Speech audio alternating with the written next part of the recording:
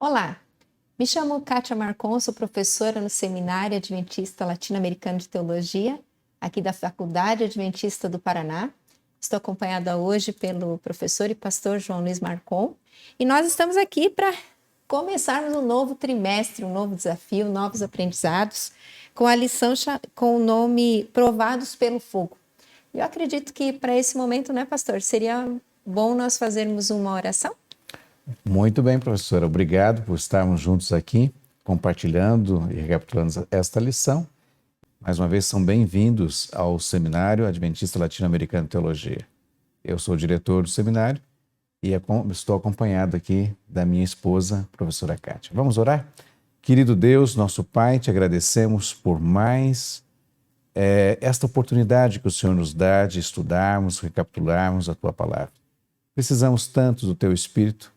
Necessitamos, ó Deus, que Ele seja o nosso professor, nosso guia, ilumine nossa mente, fale o nosso coração através da Tua Palavra e que da Palavra venha surgir em nós a fé, a confiança, o amor, a adoração e a submissão aos Teus desígnios, sabendo que tudo aquilo que o Senhor tem feito é melhor e maior do que aquilo que podemos pensar.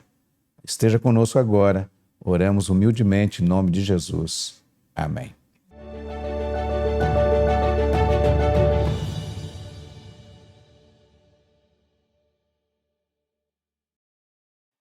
O crisol do pastor. Que título para começar uma lição, não é? A nossa primeira lição do trimestre traz o crisol do pastor. Pensando um pouquinho, o crisol não é bem a ferramenta que um pastor usa, não é? A ferramenta que o pastor usa é um cajado. Por que será que a nossa lição, pastor Marcon, trouxe esse título tão diferente, pensando aqui que é um pastor, né? Por que será o crisol do pastor? Poderia ter sido a vara, o cajado, né? Mas eu creio que o autor, ele trabalhou durante o trimestre, e nós vamos ver, justamente com esse instrumento que serve para purificar metais, para até usado na química, né? Que é um local onde se faz ali o derretimento e se extrai a sujeira do ouro, da prata, ferro e outros metais. E nós devemos entender isso, que ele usou essas duas analogias, tanto como sendo o crisol, um meio pelo qual é purificado certos metais, mas também o fato do pastor, porque tem um significado importante a questão do uso do Salmo 23. O Salmo 23 vai ser a base da primeira lição. E até o verso áureo ele diz: refrigera minha alma, guia-me pelas veredas da justiça por amor do seu nome. E justamente o autor ele quer mostrar que na jornada de nossa vida, quando o pastor está nos conduzir pelas veredas, pelos caminhos da nossa existência aqui neste mundo, há momentos em que passaremos por lutas, por provações, por dificuldades, momentos difíceis. E é nesses momentos, como a lição trouxe, é que nós sentiremos mais de perto a presença de Deus.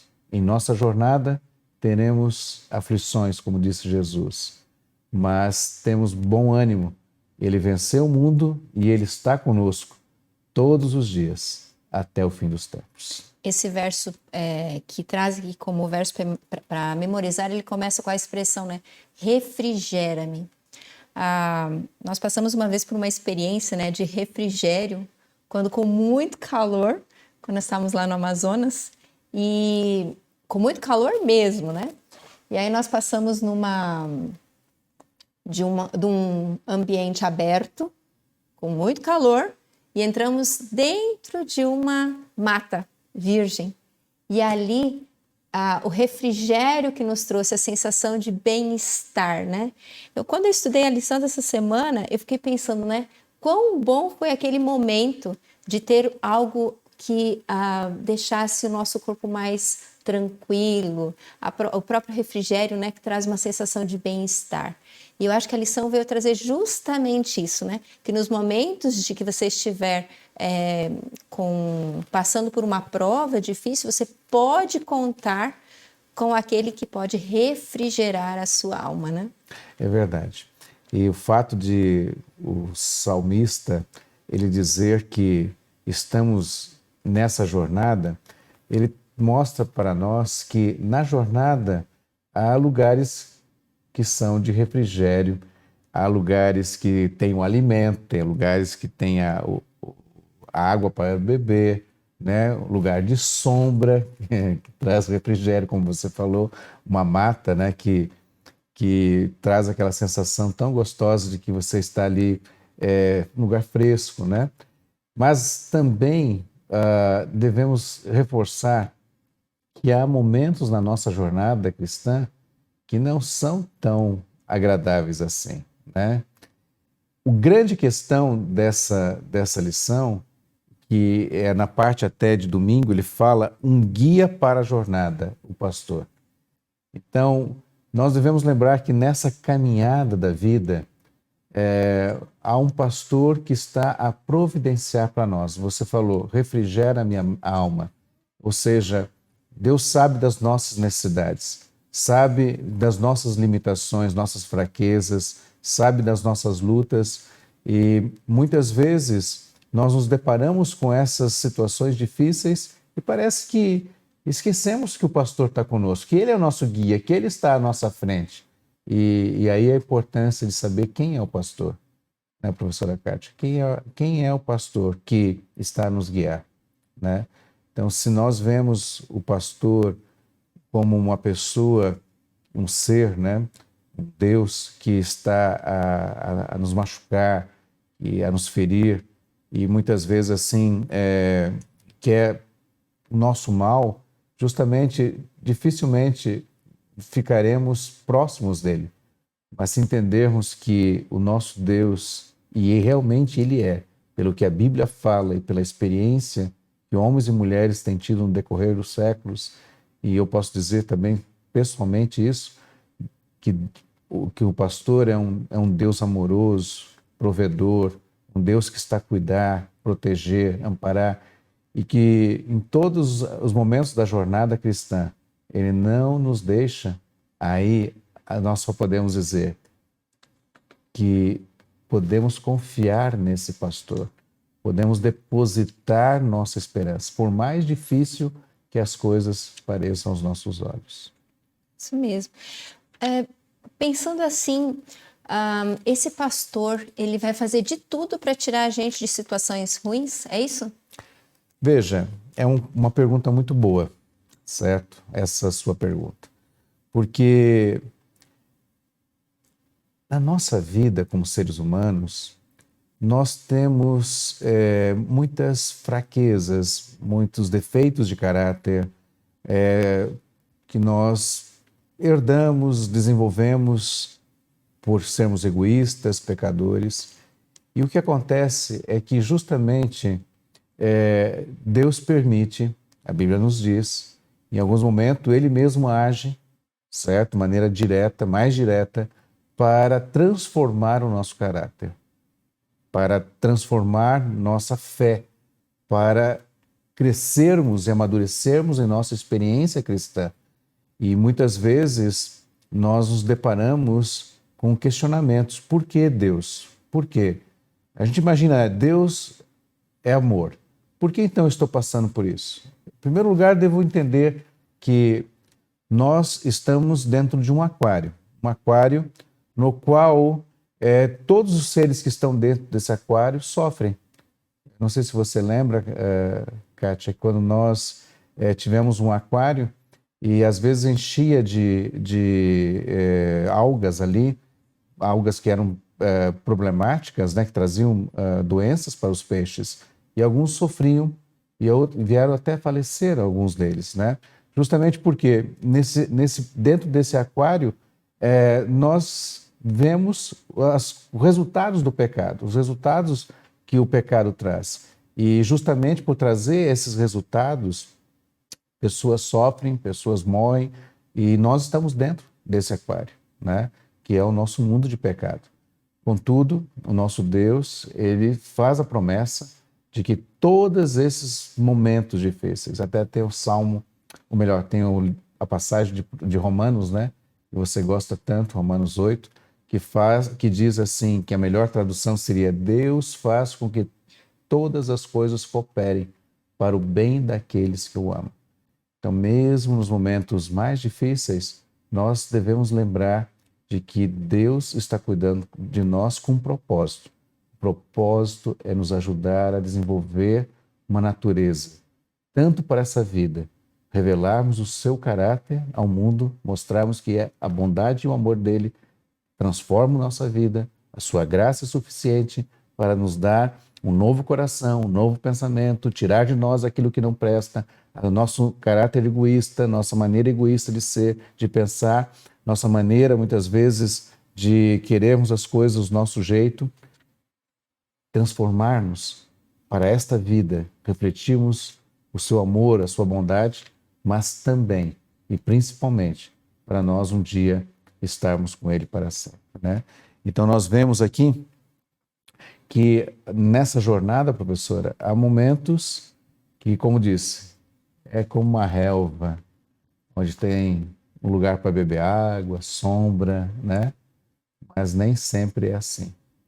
Há momentos na jornada em que nós podemos nos deparar com locais não agradáveis. É possível, sei que já foi falado aqui um pouquinho, mas é possível o próprio pastor nos conduzir, às vezes, por locais não tão seguros, não tão confortáveis, para a gente, quem sabe, ter alguma lição a aprender naquele momento? Sim, certamente.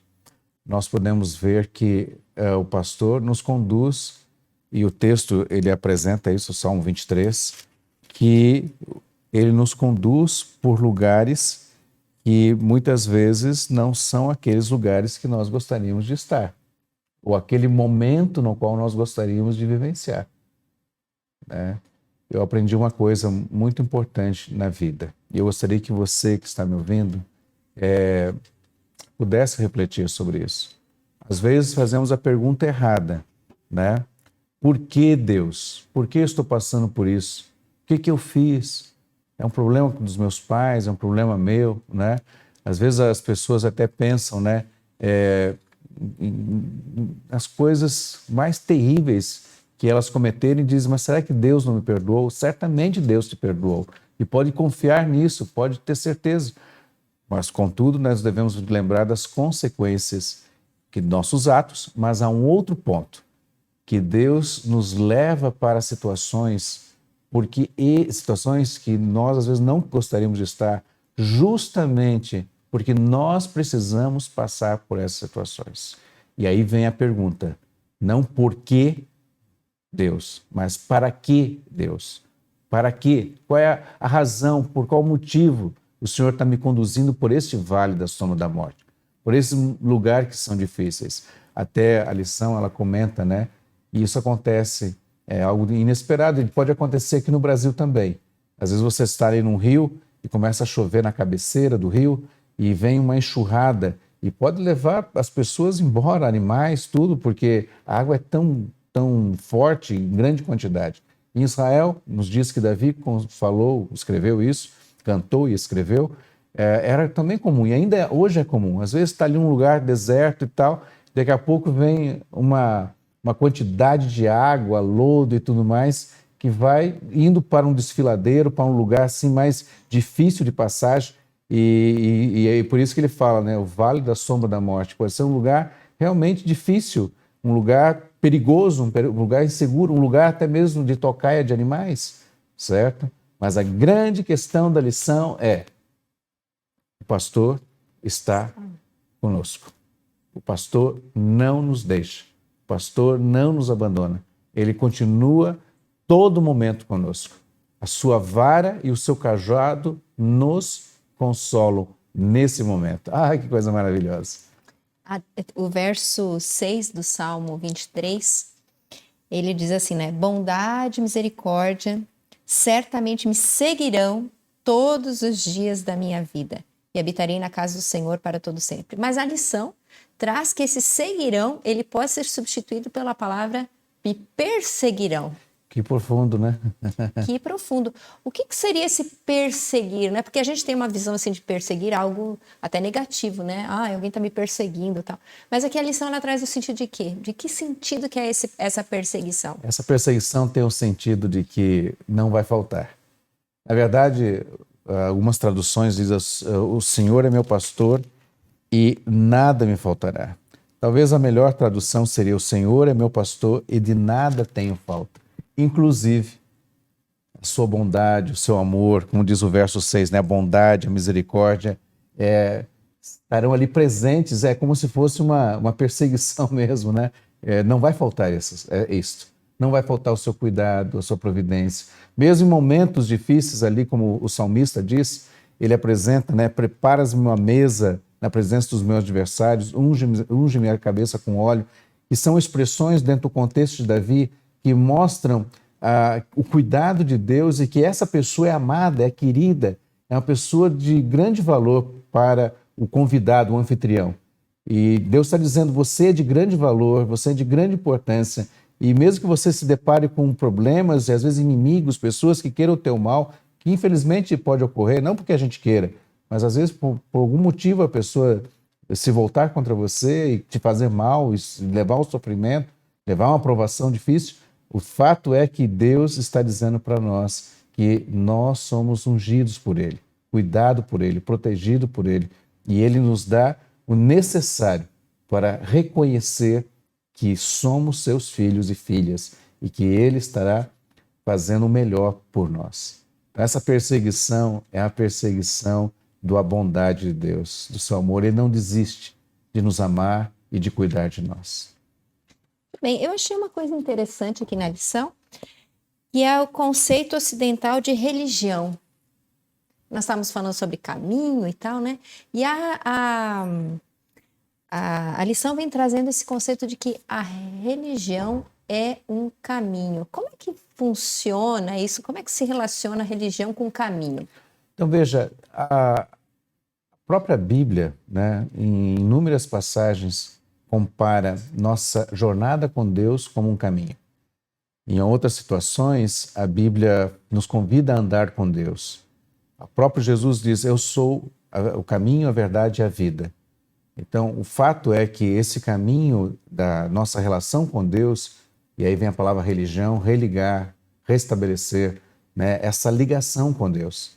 Então, o fato de nós andarmos com Deus, andarmos no caminho de Deus, andarmos na vontade de Deus, andarmos na lei do Senhor, nada mais é do que uma expressão, conceitos bíblicos para mostrar uma coisa importante. O nosso retorno aos braços do Criador. Nossa convivência outra vez com aquele que é a fonte de vida, de salvação e de justiça. O que os textos bíblicos querem dizer com isso é que essa caminhada, essa jornada, onde nós estamos andando com Deus e passamos por momentos agradáveis, desagradáveis, de provações, de vitórias, de providência, de cuidado, de libertação e tudo mais, nada mais é do que faz parte do plano divino para nos levar a habitarmos para sempre com o nosso Deus. Essa religação, outra vez, esse retorno a Deus, esse caminho que nós voltamos a trilhar, nada mais é do que um preparo, outra vez, para voltarmos ao Jardim do Éden. Então, poderia dizer que a religião é uma reconexão com Deus. Uma reconexão com Deus. E aí, fato importante que até o auxiliar do professor falou. A grande questão é que existe também na Bíblia um outro caminho. Existe o caminho do Senhor, no qual está ali a presença de Deus. Envolve a sua palavra, envolve a sua lei, a presença do seu Espírito. Mas também há um outro caminho, o caminho largo, o caminho da perdição, o caminho da morte, o caminho no qual há tristeza, sofrimento e dor, não pelo fato de serem redentivos, mas como consequências drásticas daquilo que a pessoa escolheu, que leva ao fundo do poço. é um caminho que muitas vezes só traz desespero e não libertação. Enquanto que o caminho de Deus pode ter os momentos difíceis, mas ele sempre trará libertação e alegria no Senhor. Muito bem. A lição dessa semana trabalhou bem essa questão das provações que nos virão, mas também de como podemos suportá-las estando junto com Deus, né? Poderíamos ter alguma aplicação para a nossa vida diária quanto a... Nós já vimos algumas aplicações aqui, mas que aplicação a gente poderia fazer com uma profundidade para que quem está nos ouvindo tenha a certeza, a convicção daquilo que foi estudado aqui? Bom, primeiro ponto, professora Kátia, acho que nós precisamos fazer uma avaliação da nossa vida. Em nossa jornada cristã, muitas vezes queremos atalhos, muitas vezes queremos o caminho aberto. E certamente esse caminho vai trazer um tipo de provação e de problemas no qual nós enfrentaremos o desespero, a angústia, o medo, e poderá nos levar até mesmo a duvidar do amor de Deus. Porém, quando nós retornamos ao caminho do Senhor e sabemos que ali está a presença dEle nos conduzindo, podemos, ao fazermos essa avaliação, ter a certeza de que o Senhor proverá para nós tudo o que precisamos. Realmente, tudo o que precisamos para a nossa salvação.